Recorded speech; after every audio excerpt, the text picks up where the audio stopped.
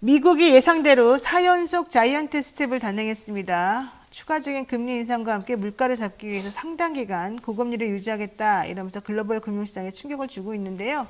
한미 간 금리 격차를 감안하면 고강도 긴축 불가피하다 이런 얘기죠. 하지만 한국은행도 마냥 따라갈 수는 없기 때문에 고민이 커지는 것 같습니다.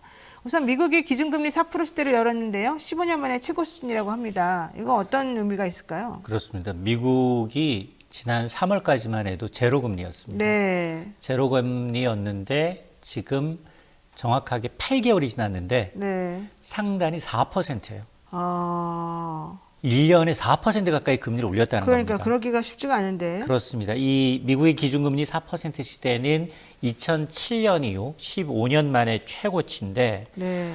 문제는 우리나라와 금리 격차가 1%포인트로 벌어졌다는 겁니다. 달러를 갖고 있으면 원화보다도 이자를 1%포인트 더 준다는 의미거든요. 네. 자, 그러다 보니 사실은 여기까지도 좋은데 파월 의장은 뭐라고 또 쇼크를 주고 있느냐. 지금 정상이라고 생각하고 산에 올라왔더니 네. 뒤에 산이 하나 더 있습니다. 어머나.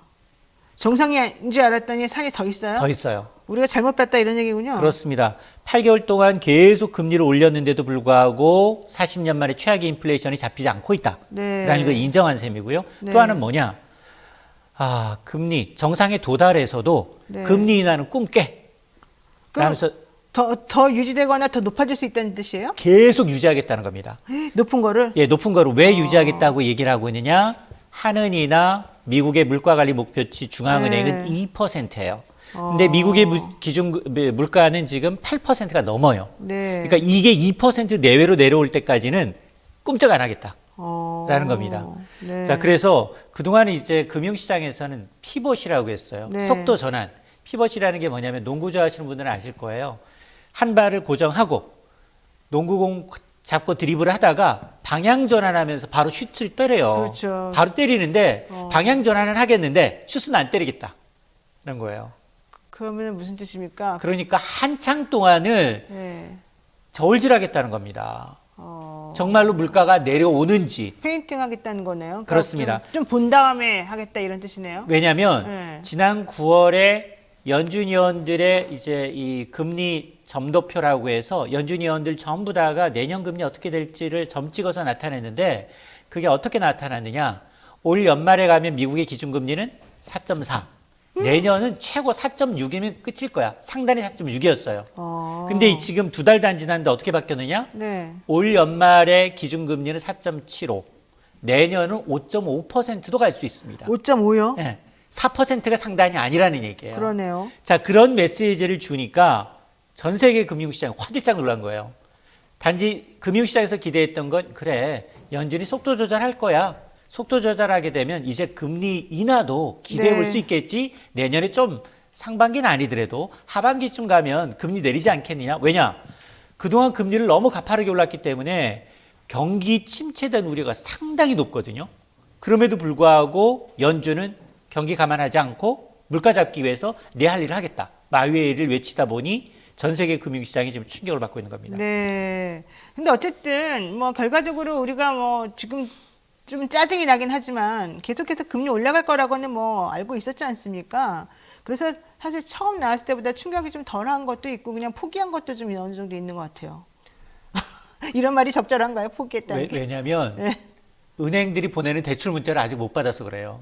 아하. 지금 전세 대출 금리, 네. 주택 담보 대출 금리, 네. 마이너스 통장 대출 금리 상단이 모두 7%를 넘어섰어요. 네. 이게 뭘 의미하느냐? 금리 수준이 네. 글로벌 금융위기 이후 13년 만에 최고 수준으로 올라갔다는 겁니다. 이게 아직 연말 미국 금리 결정 한 번 더 남아 있어요. 네. 연말 거 반영되기 전이에요. 한국은행도 마찬가지로 이번 달 금통이 남아 있지만 네. 이거 반영되기 전이기 때문에 이 청구서 고지서가 날아오는 걸 봐야지 체감을 한다라는 겁니다. 그러니까는 아직 멀었다. 아직 멀었다. 예. 뭐 좋은 얘기는 하나도 안 하고 맨날 나쁜 얘기만 하시는 거. 제가 이렇게 좀 투정을 부리면 안 되겠죠. 솔직히 말해가지고. 자, 어쨌든 뭐 예고된 금리 인상이었고 우리가 뭐 어느 정도 포기한 면은 있었습니다만은 그럼에도 불구하고 금융시장은 충격이 만만치 않다. 이렇게 얘기 좀 하고 있습니다. 자, 앞으로 어떻게 되는 겁니까? 이렇게 되면? 그렇습니다. 지금 말씀하셨던 것처럼 올해보다 내년이 더 어렵다라고 한마디로 요약할 수 있는데 그건 그렇죠. 뭐 우리나라뿐 아니라 전 세계가 똑같습니다. 전 세계가 더 미국은 내년에 경기 침체 가능성이 상당히 높고요. 네. 우리나라는 지금 내년 1% 성장 가능성이 점쳐지고 있습니다. 1%요? 1%, 2% 아래로. 이게 뭘 의미하느냐? 네. 우리나라의 잠재 성장률이 2% 선이거든요. 잠재 성장률을 밑돌 가능성이 높다는 겁니다. 잠재 성장률을 밑도는 경우는 굉장히 글로벌 금융위기나 전쟁이 났거나 굉장히 전시에 준하는 상황에는 없었어요. 그래요? 네. 우리가 그렇게 원래 좀 잘 성장을 해도 좀 높은 편이었군요. 높은 편, 높다라기보다는 정상적인 상황이었는데 지금의 경우에는 굉장히 비정상적인 상황. 내년 피치, 세계적인 신용평가사인 피치는 내년 우리 경제 1.9% 성장합니다. 네. 하나금융은 1.8%고요. 증권사는 더 보수적이에요. 1.6% 성장까지 나오고 있어요. 성장을 안 하는 줄 알았는데 그래도 그나마 낫네요. 근데 거기에다가 물가는 대부분 3, 4%입니다. 물가는 또 오르니까 그러니까 그걸 계산하면 자, 그러다 보니까 우리는 사실상 이 스태그플레이션에 준하는 경기 상황으로 돌아갈 수밖에 없는데요. 그러네요. 왜 이런 문제가 나타나느냐? 그동안 우리 경제 버팀목은 뭐였냐? 수출이었어요. 네. 세계 경기만 괜찮으면 수출은 잘 되었어. 근데 그렇죠. 지금은 수출은 2년 만에 마이너스 났어요. 무역 수지 7개월 연속 적자인데 이게 IMF 이후 25년 만에 최장기입니다. 이유 두 가지예요. 반도체 가격 떨어지고 있어요. 우리 수출의 20%를 차지하고는 반도체 가격 떨어지고 있고요. 네. 최대 교역 대상국은 중국이에요. 네. 중국 경기 위축 만만치 않아 보이거든요. 그렇죠. 자, 그러다 보니 추경호 부총리가 뭐라고 얘기하고 있느냐? 당분간 수출 증가세로 반전하기 쉽지 않아 보입니다. 아니 환율이 이렇게 높은데도 수출이 증가하지 않는다는 건 나쁜 거 아니에요? 정말 최악 아닙니까? 오직 킹 달러예요. 오직 달러만 오르고 있어요. 그러니까 그런데도 수출이 엔화는 안 해요? 32년 만에 최저, 파운드와 34년 만에 엔화는 최저, 또 최저니까. 위안화 14년 만에 최저. 똑같이 떨어지고 있어요. 그러면 대미 수출 기준은 높아져야 되잖아요. 그거는 수지가 좋아야죠. 대미 어. 미국은 네. 미국은 오히려 미국 기업 입장에서 보면 네. 경쟁력이 더 떨어진 거야. 미국 기업 입장에서는 달러 강세잖아요. 네. 벌어들인 돈이 더 적어진 거예요. 네. 세계 경기 위축에다가 무역 수지 적자 미국도 최대예요.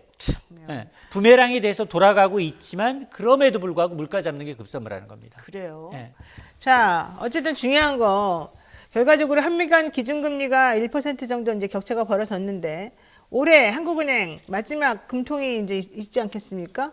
여기서 어떻게 더 벌릴까요? 어떻게 할까요? 걸리겠죠? 사실은 금리를 올려야 되는 그 이유는 차고 넘칩니다. 어허, 그래요. 지난달 소비자 물가 지수가 발표가 됐는데 네. 석 달 만에 상승세로 돌아섰습니다. 우리 지금 대출 너무 많이 올라가서 못 견뎌요, 이제. 맞습니다. 여기에다가 네. 저는 가장 아쉬웠던 대목이 이거예요. 정부가 컨트롤할 수 있었던 부분, 공공요금 인상을 왜 이렇게 가속화시켰는지. 맞아요. 쓰레기가 전기, 가스요금 네. 인상분으로 네. 제가 누누이 말씀드렸어요. 소비자 물가 지수 0.2%포인트 끌어올린다라고 얘기했거든요. 정확하게 10월에 소비자 물가 지수가 5.7% 1년 전에 비해서 올랐는데 9월에 5.6이었어요. 그러니까 전기가스 요금만 반영을 안 했어도 네. 내려가는 거였다는 얘기예요. 그러니까. 그러니까 내가 밀린 듯 숙지하면 안 된다라고 분명히 얘기를 했는데 물론 한전이나 가스공사의 적자가 누적돼서 굉장히 버틸 수 없는 수준인 거 맞아. 그럼에도 불구하고 물가를 감안하게 되면 이 올리는 인상 시기를 좀 분산해야 내년에 되는 있었든지 뭐 분산시켜야 되는데 하나씩 따로따로 하든지 그래야죠. 그렇습니다. 분산시켜야 되는데 네. 1년 동안 가스 요금은 4번, 전기 요금은 3번 이상 시켜버렸어요. 그러니까 전기요금, 가스요금 너무 비싸요. 가스 요금은 40% 가까이 올랐고요. 연초 대비. 전기 요금은 20% 가까이 올랐어요. 와, 우리 깜짝 놀랐어요. 왜 이렇게 이런 비싼 거야? 적이 없다 보니까 네. 이게 지금 정부가 10월 물가 정점을 얘기해도 물가가 L자형으로 갈 것 같아요. 내년까지 쭉 계속 5%대. 큰일 났네요. 큰일 났습니다, 진짜. 아니, 생각해보세요. 전기요금이 올 초 대비 지금 40%가 올랐다는 거예요. 우리 소장님 가스요금이. 말씀이. 가스요금이. 전기요금은 20% 전기요금 가까이. 20%? 가스요금 우리 좀 있으면 겨울이라 가스 이게 많이 자동이체 써야 되는데. 되니까 사람들이 잘 몰라요. 잘 몰라요. 이거 잘 체감을 못 하는데 물가 지표에 정확하게 0.2%포인트 상승하는 효과가 있어요. 아, 진짜 우리 언제까지 이렇게 버텨야 되는지 모르겠네. 기름값도 계속 오르는데 미치겠네. 자, 지난달 소비자 물가 석 달 만에 상승세로 돌아서면서 물가 오름세가 내년까지 지속될 것이다. 결과적으로 물가 계속 올리기만 하고 대출 금리도 올리기만 하고 모든 은행 금리도 다 올렸잖아요. 그럼 뭔가 좀 효과가 나타나야죠. 왜 맞습니다. 효과가 없어요? 한국은행이 그랬어요. 내년 1분기까지 5% 물가가 불가피합니다. 앞서 제가 피치는 내년 우리나라 성장률 얼마라고 했죠? 1.9. 1.9. 성장은 1.9% 하는데 물가는 5%예요. 3%, 5%. 그럼 누가 메꿔줘야 돼요? 우리가 메꿔야 되는 거야? 일본 국민들은 그렇게 하고 있어요. 일본은 자기네 국민들이 하고 있죠. 예. 일본 국민들은 정말로 너무 사람들이 착하네요. 그 사람들. 그러니까 데모해야 되거든요. 네. 영국, 독일, 프랑스가 네. 물가 때문에 못 살겠다, 임금 인상 오래들 달라 데모하고 있는데 일본 국민들은 부채 때문에 계속해서 금리는 낮추고 돈은 풀고 있는데도 불구하고 정부의 정책이 역방향으로 가고 있어요. 물가도 굉장히 높은데 그럼에도 불구하고 일본 국민들은 십시일반 돈 안 쓰고 아끼고 돈 안 쓰고 저축하고 있어요. 저금만 해. 그 저축하고 있어요. 참 진짜 특이한 사람들이에요, 진짜. 그 나라는 이 정말 정치하는 사람들만 다 못됐고 국민들은 너무 착한 것 같아요, 아무리 봐도. 그렇게 나쁜 사람들이 위해서 정치하면서 우리나라를 괴롭히기만 하고, 아 진짜 이해가 안 가네요. 자, 그런데다가 우리나라 지금 엎친 데 덮친 거 아니겠습니까? 이 레고랜드발 자금시장 경색, 가계부채 이자. 한국은행 이거는 사실 무시 못할 것 같아요. 자기네가 잘못한 거잖아요. 물론 한국은행이 잘못한 건 아니지만. 맞습니다. 레고랜드 때문에 거의 100조 원 가까운 돈이 풀립니다. 그러니까 이제 내가 황당무계해서 아니 흥국생명이 그거를 못해가지고 뭐야 한 2배 가까이 지금 그걸 올린다는 게 말이 돼요? 이게 문제가 뭐냐면 레고랜드는 국내 자본 조달 시장을 완전히 흐트러놨잖아요. 네. 자금 경색을 시켰는데 흥국생명은 뭐냐? 이건 달러예요. 네, 맞아요. 해외 신인도가 떨어져요. 그러니까 큰일 났어요. 달러에 5억 달러 외화 조기 부채 상환 실패했단 말이에요. 일부러 안 한 거예요. 왜냐? 5년 전 빌릴 때 4% 금리인데 지금 7%야. 전환하면 10% 2배 올라줘야 돼요. 아, 10% 줘야 돼요? 10% 줘야 돼요. 7%도 아니고? 네, 10% 줘야 되니 야 그럴 바엔 차라리 연체 묻는 게 더 낫다. 그게 낫네. 연차 하니까 7%인 거예요. 아, 연체를 네. 7%예요? 그래서 지네가 3% 이익인데 그게 다른 우리나라 기업들이 외화 조달할 때 가상금리가 붙어요. 이제 한국에 돈 떼일 놈이 있어. 쟤네 돈 안 갚아. 그래서 가상금리를 붙여주는 그렇죠. 거예요? 거기에다가 어. 신용부도 스와프, 우리나라의 국가 부도 위험을 나타내는 지표가 지금 일본, 중국보다 2배 높죠? 뛰어버렸어요. 아, 웬일이야. 왜냐하면 야 봐봐 한국의 금융기관이 저렇게 지금 네, 네. 저렇게 신용에 대해 3번 정도 안 좋은 시그널을 보게 되면 네. 글로벌 투자자들은 낙인 효과가 있거든요. 그렇죠. 그러다 보니까 지금 DB생명도 300억 원 6개월 정도 뒤에 상환하겠습니다. 현재 대환 대출하게 되면 금리가 너무 뛰니 자기는 이득 보겠다는 거예요. 결국 금융사들의 이 배짱이 오히려 대외 신인도를 악화시키는 요인으로 작용하고 있습니다. 그래요. 아, 이해가 안 갑니다. 자, 어쨌든 너무 암울한 얘기인데 더 암울한 얘기 한번 해보겠습니다. 두 번째 주제입니다. 고금리의 부동산 시장이 뭐 급락하고 있고 지금 둔촌 주공 난리가 났더만요. 자, 내년도 부동산 전망. 우선 서울을 포함한 전국 집값 10여 년 만에 가장 큰 폭으로 떨어지고 있다. 주택담보대출뿐만 아니라 전세대출, 신용대출 모두가 7%대로 지금 금리가 지금 형성되고 있다 이런 얘기 나오는데 이거 어떻게 되는 겁니까? 맞습니다. 지금 전국의 집값, 서울의 집값, 네. 수도권의 집값, 지방의 집값, 전세값 네. 모두예요. 모두 역대 최대폭으로 떨어졌어요. 이게 한국부동산원이 이번 주 전국의 집값은 일주 전에 비해서 마이너스 3.7% 떨어졌고요. 서울 집값은 마이너스 3.4% 하락폭이 점차 커져서 한국부동산원이 통계를 작성을 시작하기 한 2012년 6월 이후 10년 4개월 만에 가장 큰 폭으로 떨어지고 있습니다. 네. 자, 그런데도 불구하고 금리는 계속 고공행진이에요. 아니, 그러니까 살 수가 없어요. 주담대뿐 아니라 앞서 얘기했죠. 전세대출, 여기에다가 신용대출 금리가 일제히 7% 넘게 올랐어요. 그래서 어제 당정회비를 했어요. 당정회비 내용이 뭐냐? 크게 보면 안심전환대출 오늘부터 받고 있거든요. 네. 주택가격 4억 원에 너무 저조하니 6억 원으로 낮췄어요. 기준선을 낮추고 받고 있는데 이거 내년에 주택가격 9억 원 이하까지 올리자. 물론 뭐 가계부채를 연장시킨다는 건 맞아요. 근데 문제는 뭐냐? 제가 늘상 말씀드리지만 안심전환대출은 주택담보대출 가지신 분들만 혜택을 받아요.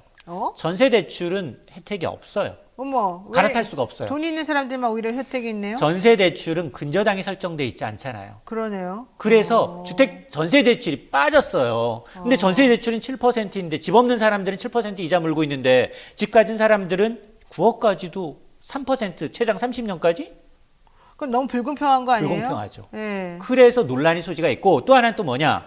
여기다가 올해는 25조 원 모기지 증권 그리고 내년 20조 원이에요. 근데 이 증권을 발행하게 되면 국공채가 또 발행이 돼요. 어허. 그러면 이게 우선순위에서 밀려버리네. 회사채는 밀리고 네. 금리 더 오르잖아요. 네. 누가? 변동금리에 취약한 대출금리자들이 이자 덤터기 쓰는 거예요. 그러니까요. 그럼 이제 돈 없고 집 없고 이런 사람들만 어려워지는 거예요. 완전히 몰리게 되는 건데. 그쵸? 그래서 물론 취지는 좋아요. 취지는 가계부채 1,800조 넘어가니까 연착륙 시키겠다는 건 좋은데 이 30년 만기 모기지 증권을 허그 주택도시보증공사가 채권을 발행해서 해야 되거든요. 채권 발행 어떻게 해요, 이 상황에서? 그러니까 제가 제 말이 2개월 남았잖아요, 내년. 네, 어떻게 못하지 당연히 나 같아도 안 하겠다. 그러니까 이 채권 발행하게 되면 다른 네. 채권은 다 못하죠. 후순위로 가요. 네, 네. 왜냐 이건 정부가 보증하는 거니까. 그러니까. 그런 상황이기 때문에 취지는 좋은데 취지는 좋은데 상당히 실효성은 좀 떨어진다. 아이고, 그러니까 좀 장기적으로 이거를 딱 플랜을 짜가지고 하는 게 아니라 그냥 주먹구구식으로 그냥 대강대강 눈앞의 것만 딱 해결하려고 하다 보니까 이렇게 되는 거 아니에요? 거기에 사실은 추경호 경제부총리는 경제를 좀 알거든요. 근데 이상해요. 그분 되게 아마추어적으로 하고 있어요. 지금 이 그림 아니, 자체가 거기다가 없어요. 최상목 실장도 꽤 경제를 잘하는 사람이에요. 그렇겠죠. 옛날 뭐 네. 총리감으로 옛날부터 나온 사람이잖아요. 네. 저기 굉장히 손꼽았던 사람이고 같이 근무를 해봤어요. 저는 기재부에서. 근데 왜 그러죠? 근데 다들? 이런 생각이 부장격이 분명히 예상이 되는데 당정 예배를 통해서 그러겠습니다. 물론 이제 뭐 굉장히 취약계층에 대해서 뭐 200만 원 정도 제도권에서 대출해 준다. 뭐 이 정도는 익스큐즈가 가능해요. 1, 2주 정도 불안한 것을 취약계층에 이제 좀 도움을 주겠다라는 게 인정이 가능하지만 그런데 이제 안심전환 대출을 갑자기 6억 원에서 9억 원까지 올린다라고 하면 아니 결과적으로는 은행 좋은 일만 시키는 거예요. 은행들은 담보 있고 안전한 것들에 대해서는 아주 안정적으로 뭐 선심 쓰는 것처럼 하면서 나머지 것들에 대해서는 괜히 위험하다 그러면서 저 대출 금리만 잔뜩 올려놓고 자기네는 아주 앉아서 편하게 장사하겠다는 거잖아요. 은행은 하도 많이 제가 여기서 은행 진짜 너무 예. 전 세계적으로 똑같아요. 은행하고 정유업체. 그래요. 은행하고 정유업체는 지금 뭐 지금 창사일에 많이 놓았어요. 제일 창사일에, 돈을 많이 벌어 지금. 창사일에 최대 순위를 거두고 있습니다. 세상에. 그러니까 그 우리의 고통이 그들에는 아주 행복이 되겠군요. 왜냐하면 버크셔 헤더웨이가 테슬라의 시가총액을 따라잡을 만큼 커졌어요. 왜? 엄청 높은데. 정유주의 최대 주주. 정유주 갖고 있어서. 이 사람 굴뚝주에 되게 많이 투자를 하거든요. 그렇죠. 자, 내년 집값 하락할 것 같은데 전세 시장은 상승할 것 같다. 근데 재건축 재개발 사업은 PF 대출이 막히면서 결과적으로 좀 주저앉을 것 같다. 입주 물량이 계속 줄어든다는 얘기고요. 그렇죠. 그다음에 둔촌주공 말씀하셨는데 지금 일반 분양가 3,900만 원 얘기 나오고 있거든요. 상당히 높아진 거예요. 사실 저거 3천만 원 갈까 말까 그랬다가 어차피 그게 다 고스란히 레고랜드발 금리 인상분이 고스란히 일반 분양가에 적용될 수밖에 없고 물론 원자재도 많이 올랐고 인건비도 많이 올랐습니다. 근데 문제는 뭐냐? 한국건설산업연구원이 내년 전국적으로 주택가격은 2.5%가량 떨어집니다. 수도권은 2% 하락하고요. 지방은 조금 더 떨어져서 3% 내린다라는 건데 전세 시장만큼은 내년에도 오히려 0.5%가량 오를 것으로 내다봤습니다. 지금 돈 있는 사람들은 잘 모르겠지만 돈 없는 사람들은요. 우리가 여기서 떠들면서 말하는 수준을 넘어섰습니다. 제가 알기로는 이미. 그들이 해결할 수 있는 수준을 이미 다 넘어섰어요. 그래서 지금 예를 들면 둔촌주공 같은 경우도 12억짜리 분양한 거 가서 보면 사람들 기절한대요. 8억짜리도 안 되는 것 같다고.